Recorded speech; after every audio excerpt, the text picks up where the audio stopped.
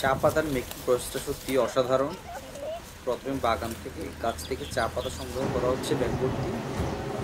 তারপর সবগুলাকে একসাথে আবার আলাদা করে করে ব্যাগে ভর্তি করা হচ্ছে এবং মেশিনে দিয়ে দেওয়া হচ্ছে, যেগুলো সম্ভবত পরিষ্কার পরিচ্ছন্ন করার জন্য, বাছাই করার জন্য ভালো পাতাগুলো। তারপর আমরা দেখতে পাচ্ছি চা পাতাগুলোকে একে একে মেশিন মধ্যে দিয়ে দেওয়া হচ্ছে, যেগুলোকে কেটে কুচি কুচি করা হয়েছে।